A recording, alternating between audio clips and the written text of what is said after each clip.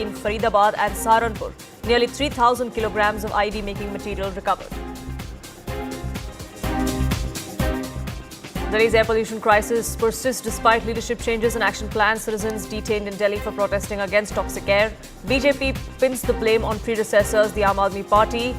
AAP says BJP wants to wash their sins away. Cricket legend Jonty Rhodes slams Delhi's toxic air, says it's hard to digest the low levels of air quality in India's capital, says he's grateful to be living in a small village in South Goa. The stage is set for a final phase of voting tomorrow as the high-octane campaign ends. 122 seats up for grabs in phase 2 of elections in Bihar.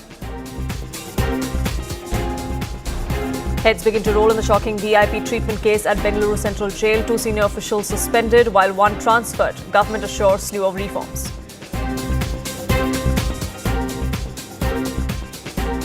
SIT arrests a trader linked to supplying fake ghee to Tirupati Tirumala temple.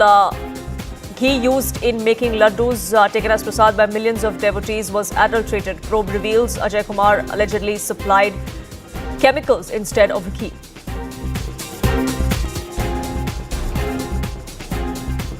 Massive protests rock Panjab University as students face off with university administration and corps demand notification of Senate polls. A major terror network has been dismantled across the country. It began in Jammu and Kashmir, spread to Haryana and Uttar Pradesh, but now that has been thwarted, the links of which, the nexus of which is still being ascertained. The Jammu and Kashmir police, in coordination with the Intelligence Bureau and Faridabad police, have now recovered around 2,900 kilograms of ID-making material, 2 rifles and a large cache of ammunition. These are combined recoveries that were made in Anantnag and in Faridabad. A total of 7 accused have now been arrested, including a local imam. This pertains to an interstate transnational terror module that's under investigation, linked with proscribed terror organizations like the Jaish-e-Mohammed. Among the 7 arrested, 2 are doctors who were arrested from Uttar Pradesh's Saharanpur. 1 was arrested from Faridabad. The accused were found involved in identifying persons to radicalize, initiate them and recruit them into terror ranks. जैसे ये पिछले कुछ दिनों से Faridabad police, Haryana police और J&K police का एक joint operation जारी था और ये अभी भी जारी है। मैं बताना चाहूँगा ऑपरेशन अभी भी जारी है, जिसके अंदर एक एक्यूज को पहले यहाँ से पकड़ा गया था जिसका नाम है डॉक्टर मुजम्मल, और इस पे आगे कार्रवाई करते हुए जो है कल जो है रेड्स की गई और जिसमें रेड्स के दौरान यहाँ पे लगभग 360 kg के आसपास इन्फ्लेमेबल मटेरियल है जो कि संभावित अमोनियम नाइट्रेट है। मैं क्लियर करना चाहूंगा कि इट इज नॉट RDX। मैं आपको ये कहूंगा कि ऑपरेशन हमारा जारी है, तो ऑपरेशंस को ध्यान में रखते हुए बहुत सारी ऑपरेशन डिटेल्स है जिन्हें मैं इस समय भी नहीं बता सकता। जहाँ तक मुझे जानकारी है, एक J&K पुलिस की, हरियाणा पुलिस की और पर्टिकुलरली फरीदाबाद पुलिस की एक ये साझी कार्रवाई है जिसमें व्यापक बरामदगी हुई है, जिसका विस्तार से वर्णन हो चुका है। तो मैं इन दोनों को बधाई देता हूँ, जो भी लोग इस ऑपरेशन में थे पुलिसकर्मी, उनको मैं बधाई देता हूँ। और एक हमें लगता है कि एक बड़ा मॉड्यूल बस्ट करने में हम समय पर सफल हुए।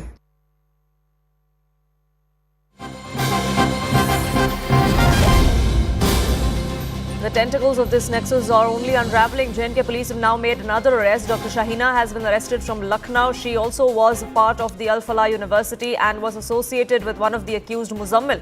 Jammu and Kashmir police is likely to seek her custodial interrogation. We're learning that an AK-56 rifle was recovered from her car, for which she has now been placed under arrest, and interrogation is underway. Several people have been arrested so far, but the nexus runs much deeper, is the belief of the intelligence agencies, of the police that is probing this as well. Ishan, my colleague, now joins us, getting us more details on this. Ishan, what can you tell us about this latest arrest? Well, she was already being questioned because the recovery was made from her vehicle, and there are more that we have been given to understand who are being questioned and possibly can be arrested if the sustained questioning and interrogation proves that they are directly or indirectly linked to the entire conspiracy. But it's very clear from the investigation so far that they wanted to make improvised explosive devices because their timers, the other equipment that has been recovered from there is something which could have been easily used to make multiple IEDs and then planted at different locations. Look, these outfits have had a pan-India ambition. Be it the Jaish, Lashkar, the ISI, they've been focusing on the Indian subcontinent, what they call as Hind. for a very long time. But two ideologies are different because Jaish is focused on Jammu and Kashmir and has been trying a different thing, and then ISIS has a different module. The working and ideology is different, but they came together to ensure that the module is taken out of Kashmir, and a professional like a doctor is lured in because there are two doctors who have been arrested, and their questioning has led to the seizure of weapons, the improvised explosive device. But what was being seen as a classic policing by many in Valley, because this was the incident of applying posters of Jaish-e-Mohammed on a street in Kashmir, on the Srinagar outskirts, and that's where the entire matter came to light. That these posters were pasted by Adil. He was figured out in a CCTV footage. Sustained interrogation of multiple people, imam from Shopian, of a masjid, and also others resulted in busting of this module. There could be more in coming days that you might hear being arrested and detained in this case. But this lady has now taken the number of those who have been arrested in this case to 8. Multiple teams of police, J&K police, intelligence agencies, Faridabad, the UP police, Haryana police working day and night. And this operation did not happen in a couple of days. It was 15 days since the chase was on. And mobile network tracing was used to track Adil first in Haryana, and then others were also tracked down, and they were captured, and their explosive recovery was made. But one will have to see, because now the focus is about seizure, financial transactions. How did they get money? Where did they get the money from? Because they were speaking on a highly encrypted communication device, Telegram. That's what we have been given to understand. So the digital footprints will have to be scanned, and then the entire further arrests and detentions could be made in the days to come.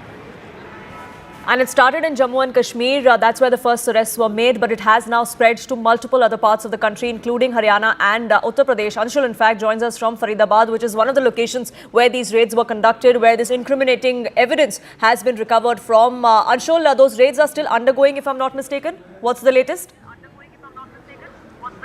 Well, the raids came to an end just a few moments ago, and the Jammu and Kashmir police and Faridabad police have been able to recover more than 2,563 kgs of explosive material, which is said to be ammonium nitrate at this point in time. They have taken this in a pickup truck and have been sent for forensic testing to figure out as to what is this exact material that was being kept over here. 2,563 kilograms of an explosive material, which could be ammonium nitrate, has been recovered, and this has been recovered just 4 kilometers away from the first place where 360 kgs of ammonium nitrate was recovered by the Jammu Kashmir police. So this spot that you are seeing behind me, this house that you are seeing behind me, could be one of the house that was being used by this entire nexus as a logistical storehouse to keep the explosive materials over here. Because if I could just move around and I'll just try and show you around this area, this house is right in the middle of nowhere in a village whose name probably no one has ever heard as well, and that is the reason why this was specifically selected. This house belongs to a imam of this locality, and that imam has not come up, does not stay over here.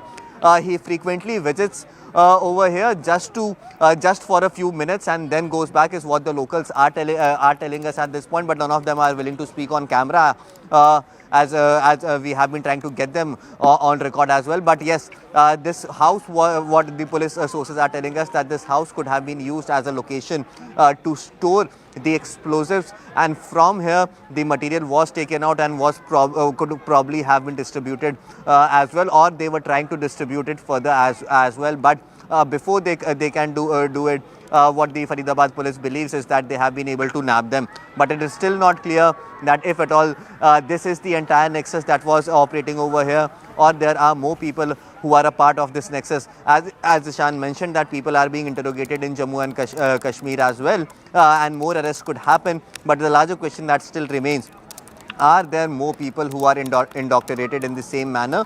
Because what happened at Al Fatah University, where Muzammil, who has been arrested from Faridabad, was working over there from the last 3 years. One of his accomplices has now officially been arrested by the Jammu and Kashmir police, from whose swift vehicle was that assault rifle recovered as well. The Imam, whose house is over here, he is also being interrogated at this point in time. Probably we can get the news that he will be arrested in the near future as well. But the larger question that still remains, and what is the larger headache for the security agencies, is that how easily people can be indoctrinated either through social media or through social media platforms, and then eventually in right out of middle of nowhere, such houses are placed where 2,500 kgs of explosives have been recovered from. Right. Anshul, thank you so much for getting us the latest on that front. Do keep a track of where the investigation goes from here on. But this is a concerning matter. It has been thwarted at the moment, but we do not know how deep the rot really runs, how deep the tentacles go as far as this network goes, and what the implications of that may be for our country. Which is why we want to open this up. Lieutenant General D.B. Pandey, security analyst, joins us on this broadcast. Sushant Sareen, senior fellow at the ORF, is with us as well. Lieutenant General Pandey, it is concerning the kind of recoveries that have been made.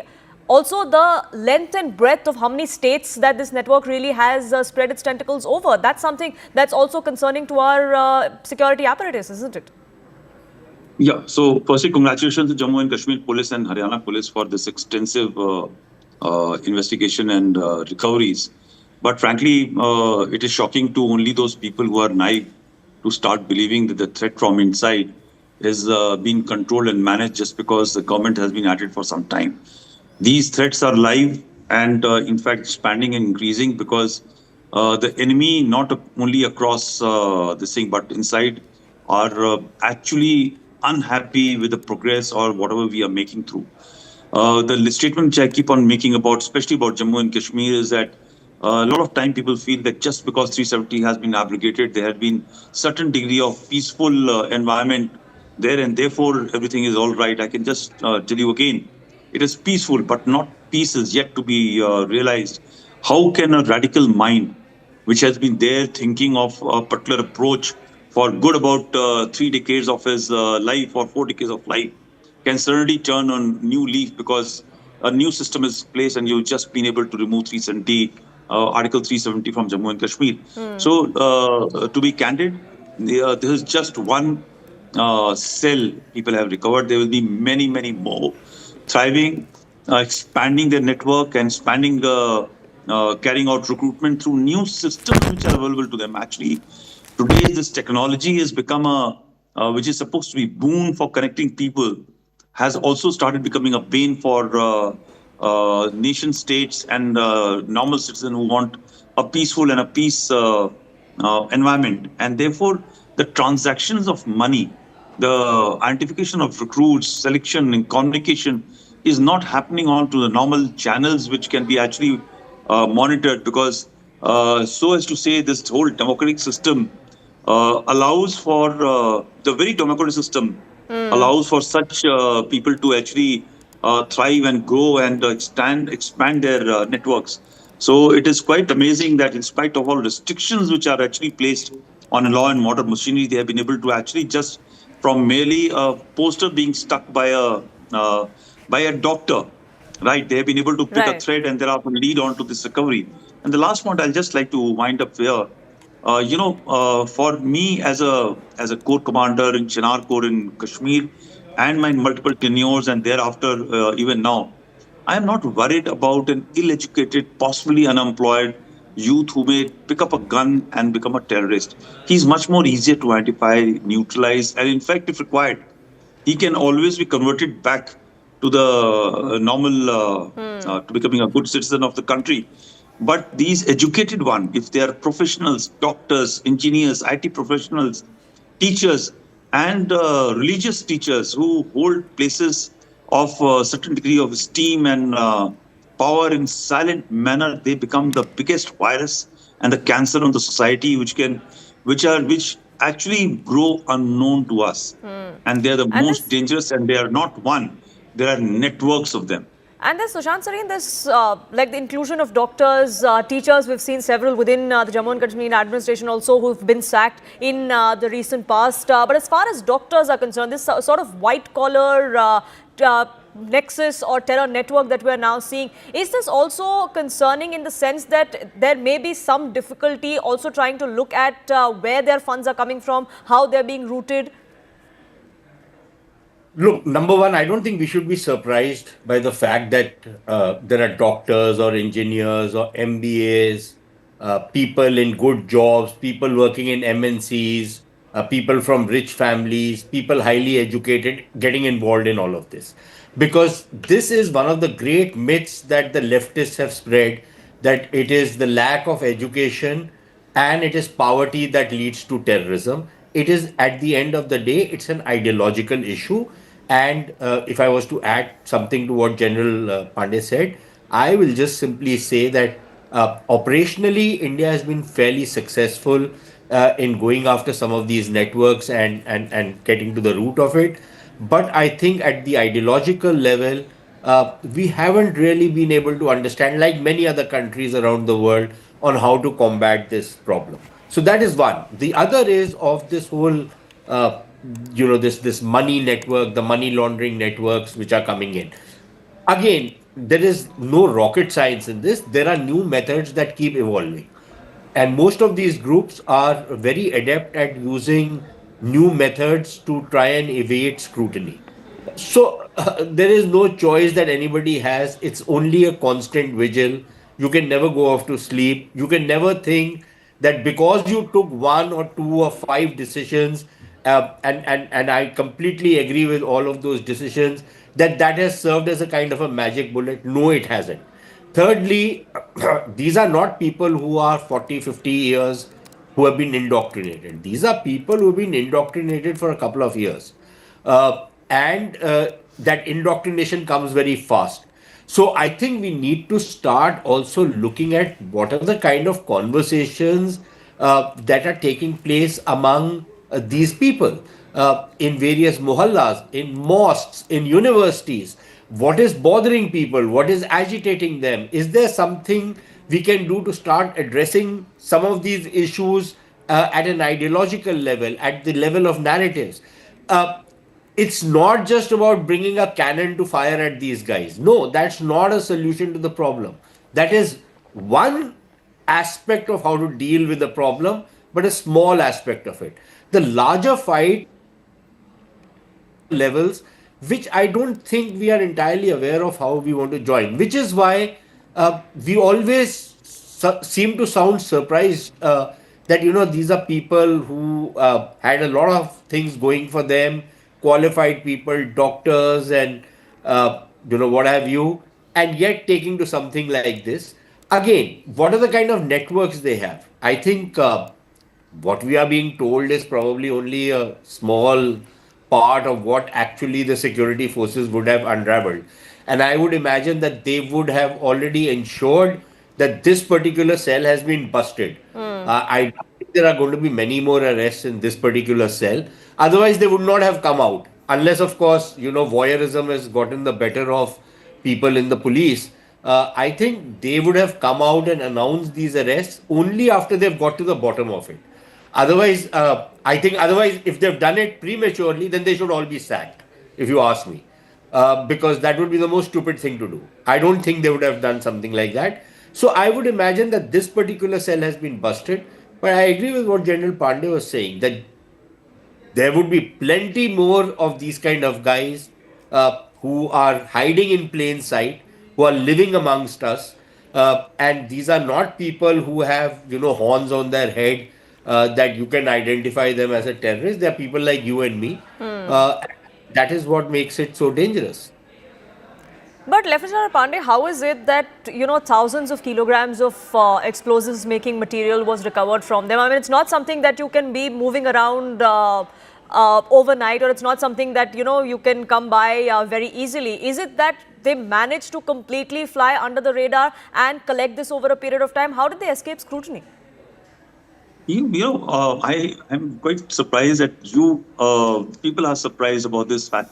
We are living in India, right, where complicity of officials, private serving professional officials just for pittance is quite possible to move explosives around. The checks and balances, we exactly know how, like in when I was a corps commander in Kashmir, they were mining areas where blasting should take place, and the maximum amount of explosives should be pilfered out, because who's going to keep a check and count that if I blasted about today 100 kgs and I have not kept 10 to onto one side and going to be using as an IIT for tomorrow. So the ecosystem which exists is very, very strong. You may be able to kill the frontline soldiers who are terrorists who come out, they show their weapon and they are out. But the fact is, the people, the ecosystem which nurtures separatism, radicalization, and the ideological moorings are radicalized. They are not unemployed. They are not poor people. They are people who belong to rich classes, masses, people who are empowered. They are people in position of power. Unfortunately, they are not being enough. They need to be hounded, because there are guys who come out on television and they'll be making commentaries which will be virtually onto soft separatist or radical ideological environment, and they'll be shaping the mind, and they are the people who will be actually getting the funds down. You imagine Zakir Naik kind of a people who are running a channel of Peace Channel, and thereafter when they have been working at it decades within the country and continue to use other means to target our this thing. I was the one who coined this term called white collar terrorist. These white collar terrorists are extremely dangerous because they are virtually the factory who are churning out terrorists and radicalizing the mind of the youth. So for every person who picks up a weapon or who participates in this act, there are numbers of bench strength who are waiting to be actually exploited and put into place. And that's the challenge. What Sushant Singh says is absolutely bang on, that somewhere the government of India, while the West has failed, but we have to find out that how Saudi Arabia and such very, very important countries have been able to actually control the radical thought spread in the respective countries. It may be by extreme measures, I'm not very sure, but surely the policymakers need to start looking at how countries like Singapore, Saudi Arabia and such like have been able to control. Otherwise, these mindset, the people who actually bombed 9/11 were not normal people who were driving a mule or taking a sheep into the mountains, and thereafter they suddenly flew a couple of planes into the WTC Tower and other places. So we have to see the people who are the more dangerous are these people who have been actually using the government funds to be educated in high-end classes and higher education institutes, and thereafter will be churned out. And there is an ecosystem. When you will find these doctors and engineers and teachers, you will find that he was not the only one in that batch. There will be a number of people who will be actually batting alongside and enabling, and they'll be all moving into variety of mid and higher level positions of power, and where they will allow such things to actually happen. They might be politicians. And we're seeing that kind of infiltration, if I can use that word, at least as far as the education department in Jammu and Kashmir is concerned. We've seen several people that have been sacked in the last few months in the run-up to what we've seen now. But Sushant Sareen, as far as the two organizations for which this network seems to have been working for, one of course is the Jaish-e-Mohammed, the other is an Al-Qaeda affiliate. Do you think that this is some sort of a revival that we are seeing of the Ansar Gajwat-e-Ul Hind after Zakir Musa?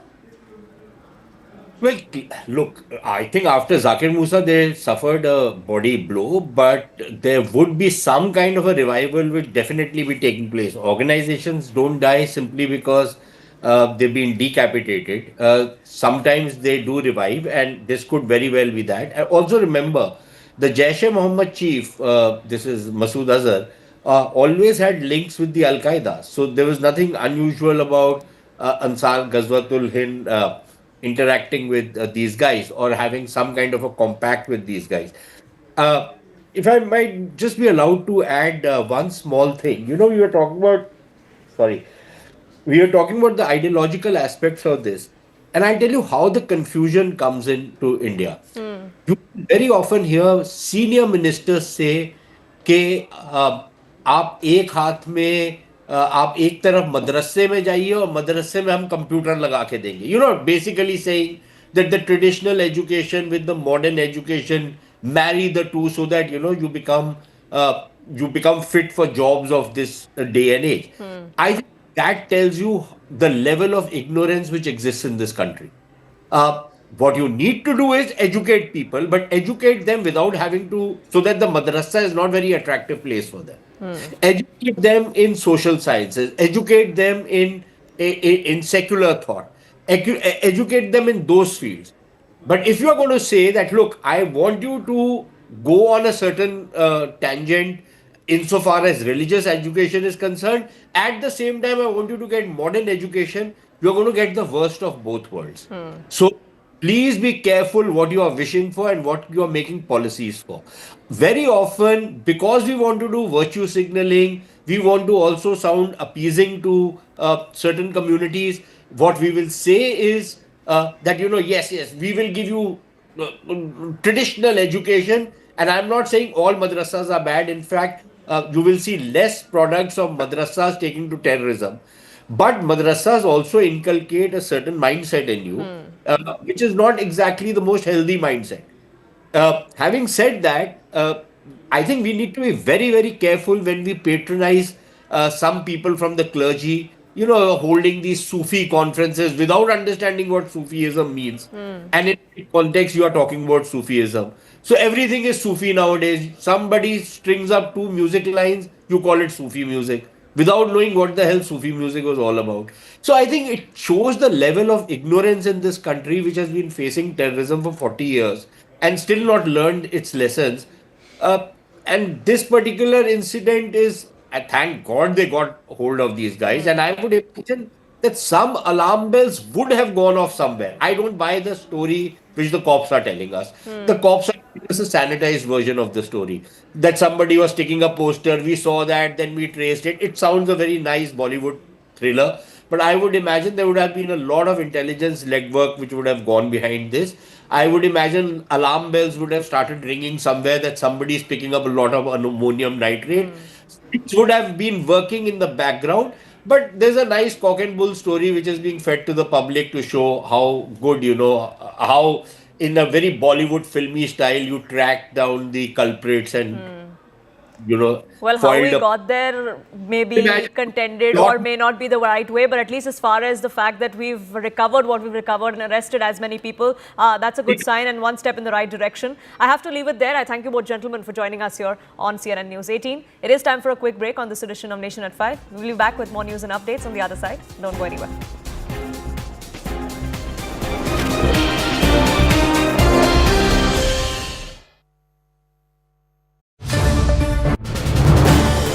This is News 18 Network.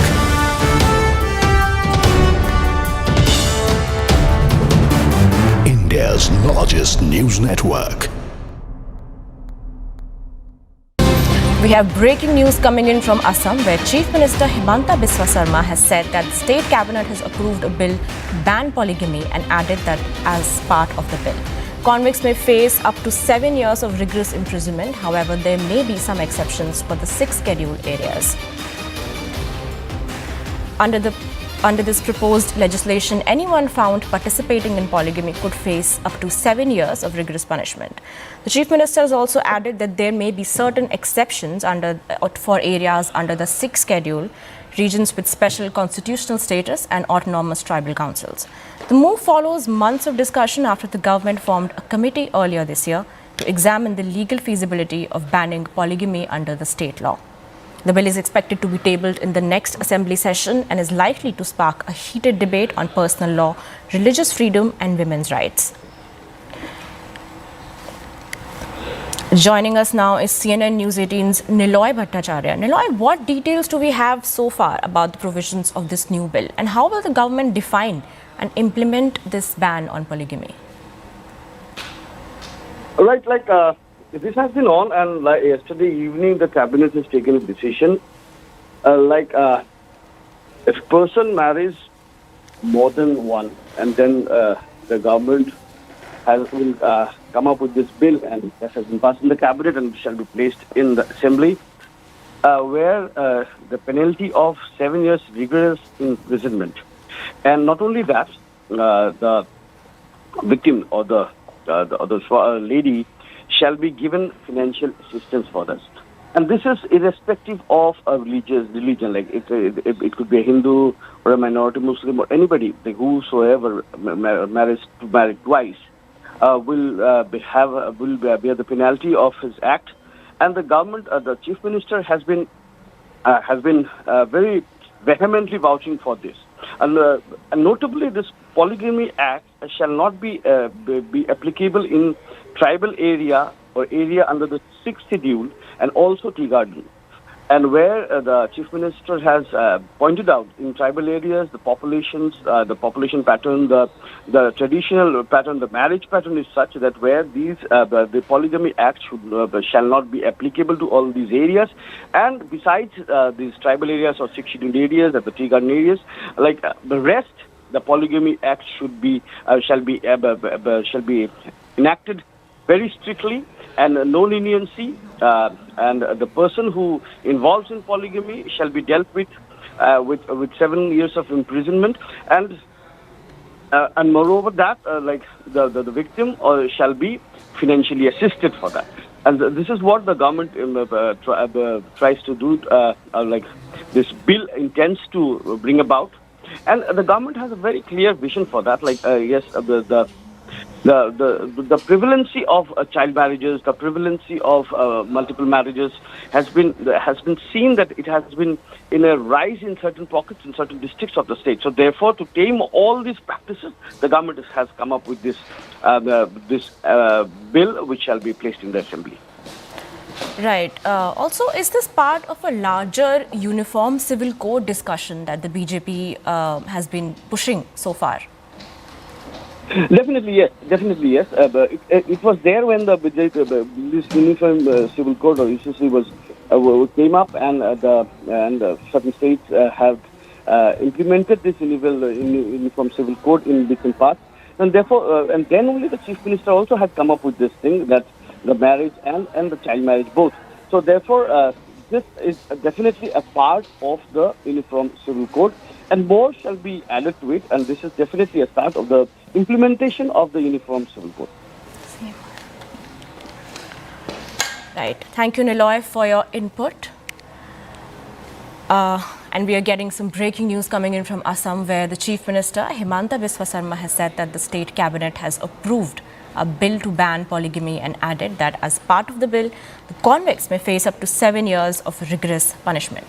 There may be some exceptions provided for this areas under the 6th schedule. Right, moving on to the next. This is News 18 Network.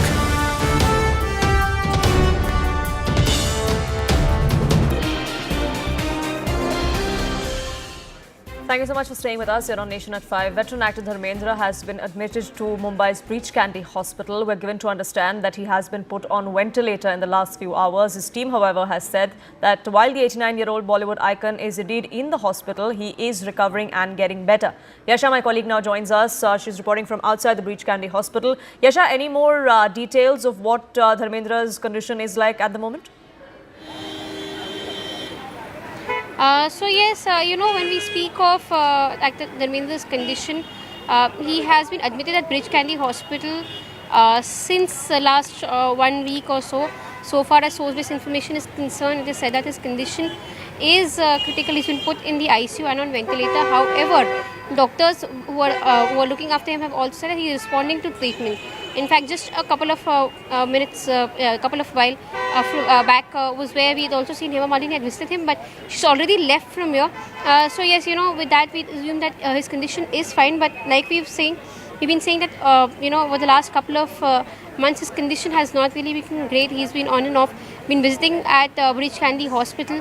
The 89-year-old actor, in fact, was brought in here almost a week back. Ever since then, he's undergoing treatment at Breach Candy Hospital, and which is where we see that so far, yes, what we hear from doctors is that he has been put in the ICU, and as of now, yes, he's responding to treatment.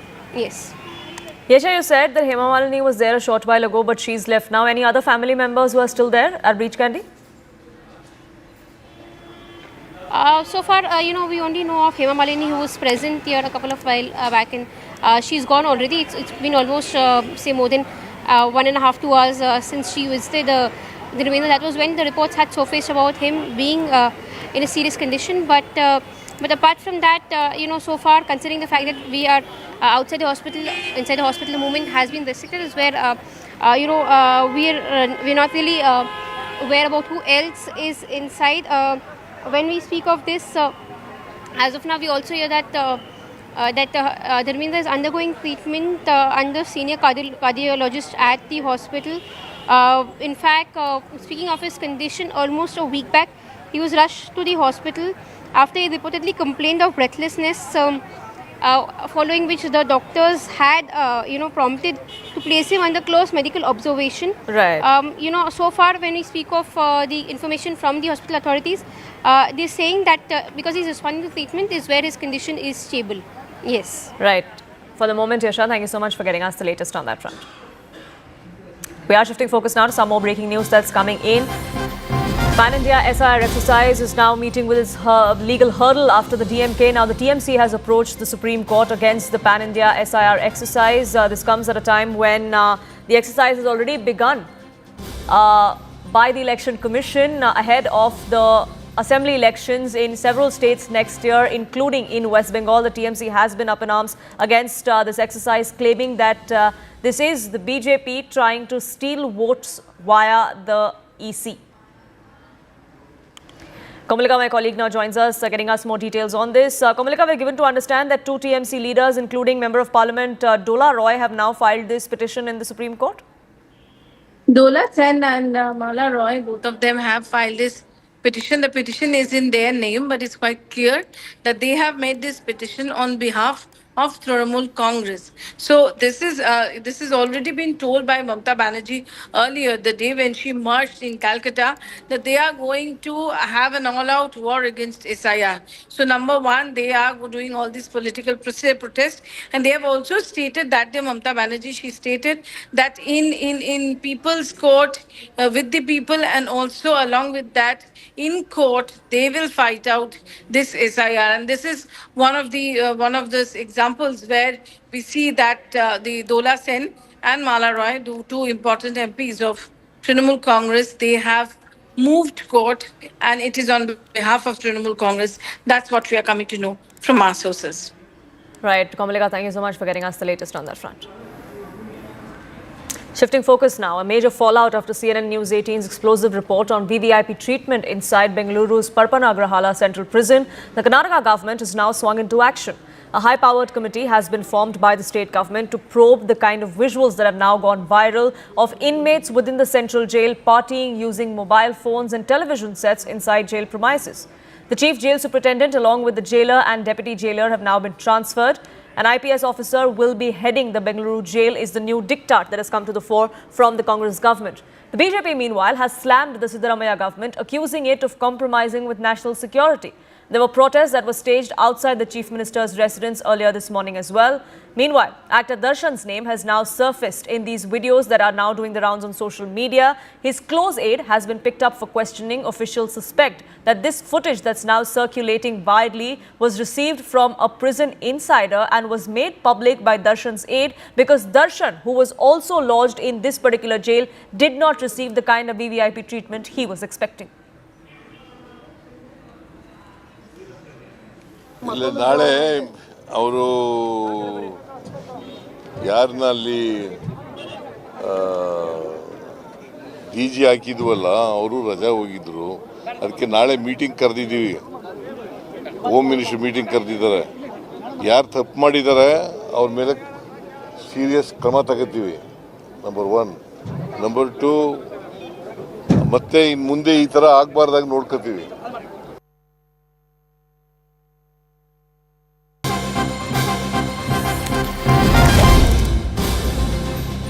Karnataka BJP leader Shobha Karandlaje has now written to Union Home Minister Amit Shah seeking his urgent intervention into this issue. The BJP has sought a national standard operating procedure to be issued by the central government on prison security and de-radicalization.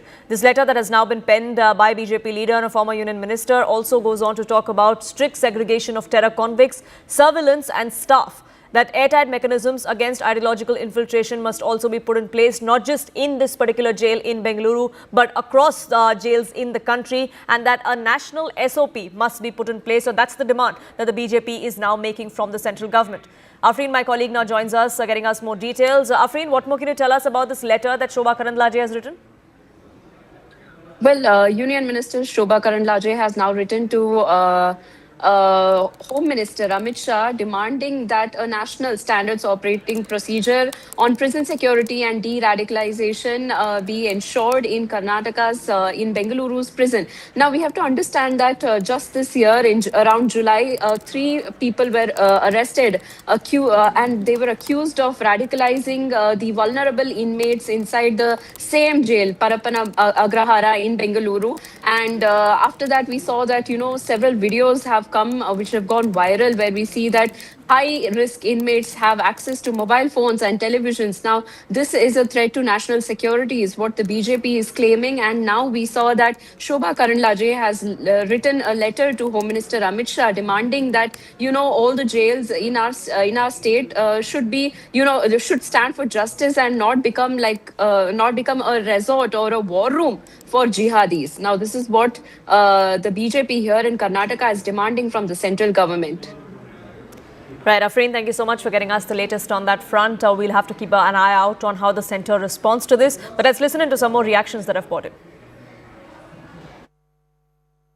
No, I have called a meeting of all the senior officers today, and I'll definitely take stock of the situation, and I'll see specifically what are the incidents involved, those terrorist prisoners.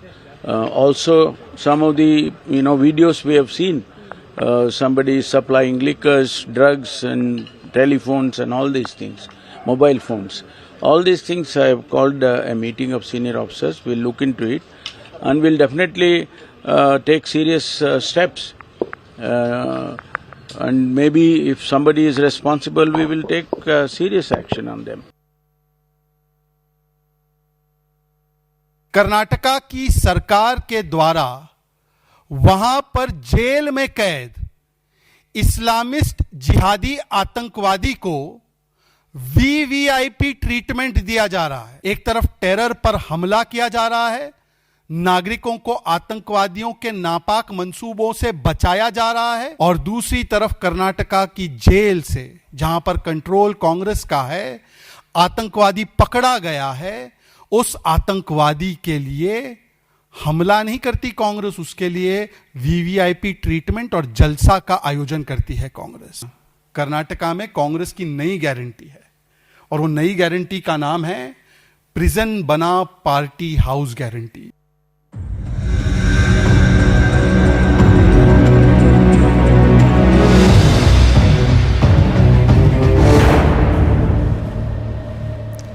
After citizens protested at India Gate over Delhi's hazardous air, tensions between the government and activists have now escalated. The Delhi government so far has avoided invoking GRAP Stage 3, citing the ongoing actions, while Environment Minister Manjinder Singh Sirsa defended the administration.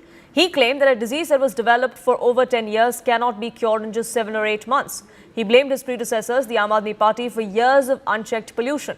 Saurabh Bharadwaj of the Aam Aadmi Party countered that claim. He said that the government was tampering with AQI data, sharing an old video of the Delhi Lieutenant Governor who had once said that it is Delhi who has the tools to tackle pollution but lacks the will.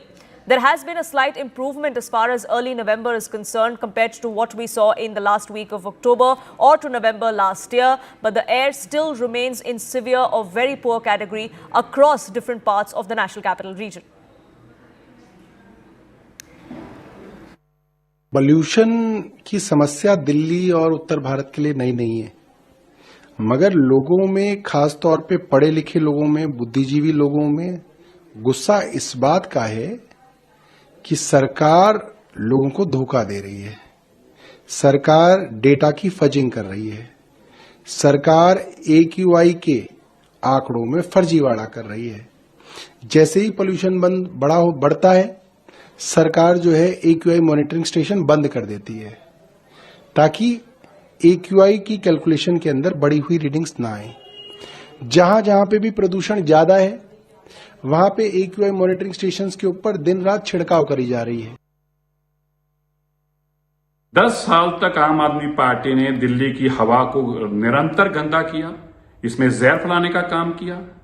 और अब जब आम आदमी party की सरकार बाहर होगी और पिछले 7 महीनों से रेखा गुप्ता जी की सरकार काम कर रही है, तो ये 10 सालों की दी हुई गंदी हवा को पूछ रहे हैं कि 7 महीनों में ठीक क्यों नहीं किया। जिस चीज को 10 सालों में आम आदमी पार्टी ने ठीक कर पाई, हर साल और गंदा करने का काम किया।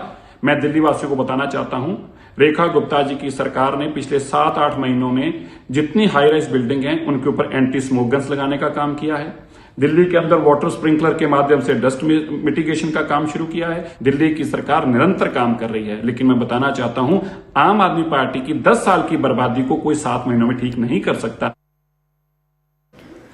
CNN News 18 spoke with doctors and local residents in the National Capital Region, many of whom have voiced deep concerns about the deteriorating air quality and its impact on daily life.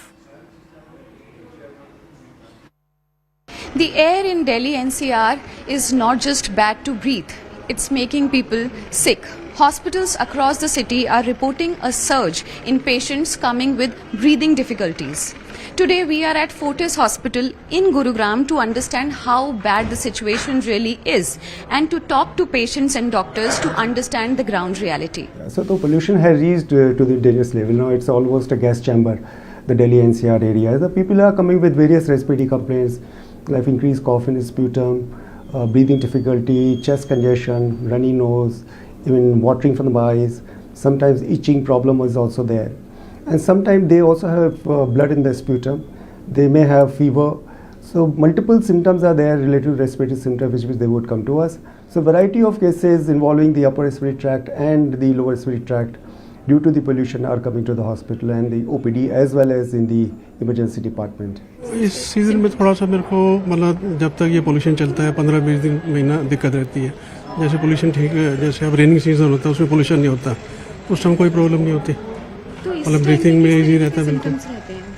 किस तरीके के symptoms रहते हैं? मतलब breathing में problem रहती है और कोल्ड कफ वगैरह आता है, ज़्यादा खांसी रहती है ज़्यादा।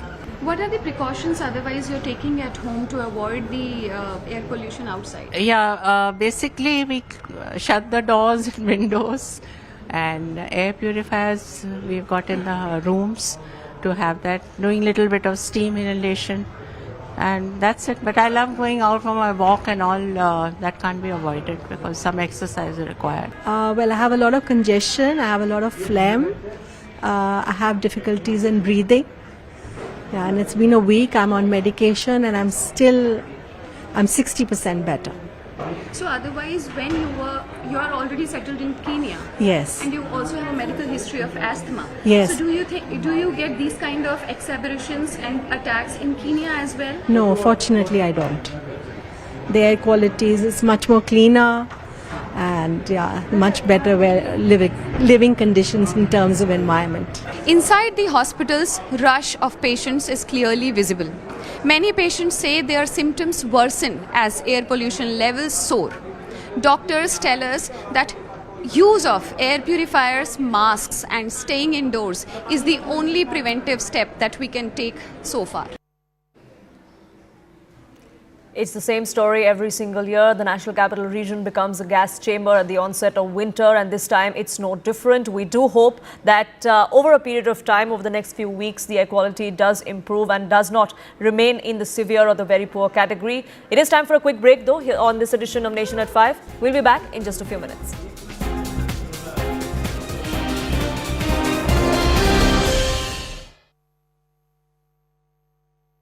Co-powered by We have breaking news coming in from Assam, where Chief Minister Himanta Biswa Sarma has said that the state cabinet has approved a bill ban polygamy and added that as part of the bill. Convicts may face up to 7 years of rigorous imprisonment. However, there may be some exceptions for the 6 scheduled areas. Under this proposed legislation, anyone found participating in polygamy could face up to 7 years of rigorous punishment. The Chief Minister has also added that there may be certain exceptions for areas under the 6th schedule, regions with special constitutional status and autonomous tribal councils. The move follows months of discussion after the government formed a committee earlier this year to examine the legal feasibility of banning polygamy under the state law. The bill is expected to be tabled in the next assembly session and is likely to spark a heated debate on personal law, religious freedom and women's rights. Joining us now is CNN News 18's Niloy Bhattacharya. Niloy, what details do we have so far about the provisions of this new bill, and how will the government define and implement this ban on polygamy? Right, this has been on, and yesterday evening the cabinet has taken a decision. If a person marries more than one, and then the government will come up with this bill, and that has been passed in the cabinet and shall be placed in the assembly, where the penalty of 7 years rigorous imprisonment, and not only that, the victim or the lady shall be given financial assistance for this. And this is irrespective of a religion, like it could be a Hindu or a minority Muslim or anybody, whosoever married twice will bear the penalty of his act. And the government, the chief minister has been very vehemently vouching for this. And notably, this polygamy act shall not be applicable in tribal area or area under the 6th schedule and also tea garden. And where the chief minister has pointed out in tribal areas, the population pattern, the traditional pattern, the marriage pattern is such that where these the polygamy act shall not be applicable to all these areas. And besides these tribal areas or 6th scheduled areas, the tea garden areas, the rest, the polygamy act shall be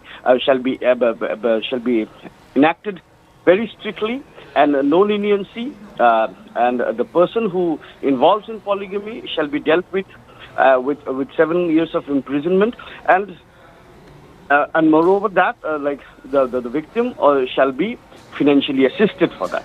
And this is what the government tries to do, this bill intends to bring about. And the government has a very clear vision for that. The prevalency of child marriages, the prevalency of multiple marriages has been seen that it has been in a rise in certain pockets in certain districts of the state. So therefore, to tame all these practices, the government has come up with this bill, which shall be placed in the assembly. Right. Also, is this part of a larger uniform civil code discussion that the BJP has been pushing so far? Definitely yes. But it was there when this uniform civil code or UCC came up, and certain states have implemented this uniform civil code in different parts, and therefore, and then only the chief minister also had come up with this thing, that the marriage and the child marriage both. So therefore, this is definitely a part of the uniform civil code, and more shall be added to it, and this is definitely a start of the implementation of the uniform civil code. Right. Thank you, Niloy, for your input. And we are getting some breaking news coming in from Assam, where the Chief Minister, Himanta Biswa Sarma, has said that the state cabinet has approved a bill to ban polygamy and added that as part of the bill, the convicts may face up to 7 years of rigorous punishment. There may be some exceptions provided for this areas under the 6th schedule. Right, moving on to the next. This is News 18 Network.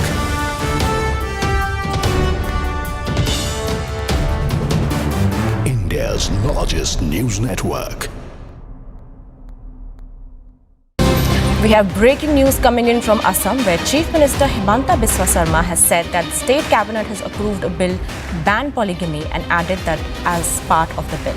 Convicts may face up to 7 years of rigorous imprisonment. However, there may be some exceptions for the 6 scheduled areas. Under this proposed legislation, anyone found participating in polygamy could face up to 7 years of rigorous punishment. The Chief Minister has also added that there may be certain exceptions under. Thank you so much for staying with us. We have some breaking news that's now coming in. This is to do with the case that Sameer Wankhede had filed against Red Chillies. The Delhi High Court today has heard arguments on behalf of Sameer Wankhede, who had filed a defamation suit against Red Chillies and Netflix. The hearing will continue on the 17th of November. Next is what we're learning. Ananya, my colleague, now joins us, getting us more details. What transpired in court, Ananya? Well, absolutely. The suit was actually heard by, in fact, the Delhi High Court, and Wankede's lawyer, senior advocate J.S.I. Deepak, told the Delhi High Court that that Wankede had to face ridicule due to the what has been shown in fact that particular series, which is the Badge of Bollywood. In fact, he further argued that Mr. Wankede has been subjected to ridicule due to the history between the parties, and that is something, that's a big pitch coming in from, in fact, Mr. Wankede's lawyer, who clearly go on to say that the tussle between Aryan Khan and Samir Wankede has, in fact, affected Mr. Samir Wankede's image. In fact, he had also told the High Court that the series had a character that resembled Mr. Wankede, and that has been shown, and that is why, a lot of ridicule is happening to Mr. Wankede in this particular case, and the portrayal in this series is defamatory, is what the charge that has been leveled by Mr. Wankede's lawyer. The court will, in fact, have a hearing on the 17th of November where Mr. Wankede's lawyer would actually continue to argue before the court. We'll have to wait and watch how things pan out and what actually transpires as far as the defamation suit filed by Mr. Samir Wankede is concerned. Now, Red Chillies Entertainment had filed its response last week, if I'm not mistaken, Ananya, and they had claimed that this was just satire and not defamation. Well, absolutely. It is a defense being put by the Red Chillies Entertainment before, in fact, the Delhi High Court. They will also be arguing before the High Court. So we'll have to wait and watch as to how things pan out and whether Mr. Wankede is able to secure any relief per se as far as the defamation suit is concerned, because the clear argument that comes in from Samir Wankede's lawyers is that this series has not only ridiculed him but has also affected his image, and that is something that is affecting him personally as well, and that is why there is some kind of a damage that needs to be given out by Red Chillies Entertainment because of this particular series to Mr. Wankede itself. Right. Ananya, do keep a track of what happens in court next. For the moment, though, thank you so much for getting us the latest. It is a wrap from my side here on this edition of Nation at 5. Plain Speak coming up next.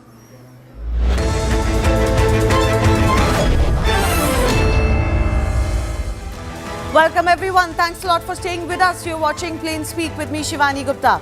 On Sunday evening, India Gate turned into a war zone as parents, students, environmentalists and political leaders were protesting. The bone of contention was fundamental: their right to breathe clean air.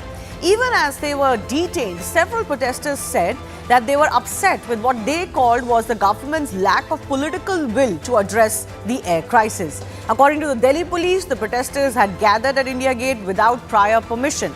Now, the protest quickly triggered a political row between Delhi's current and former governments. While Aam Aadmi Party accused the present BJP government for pollution data manipulation, the Delhi government has countered, stating that pollution is a crisis that is a result of systematic neglect by the previous Aam Aadmi Party government. Even Congress MP and leader of opposition Rahul Gandhi joined in the war of words on platform X, contending that clean air is a basic human right. Why are citizens demanding clean air being treated like criminals? Now, Delhi's air quality index has remained in the severe category for well over a week. But as many will point out, it's not happening around Diwali, and that stubble burning predominantly in Panjab continues to contribute to this poisonous air. Is the heightened attention on pollution then, this year, by Aam Aadmi Party, a belated and rather diabolical political narrative by a party that failed to curb pollution for 10 years in power? Or is it merely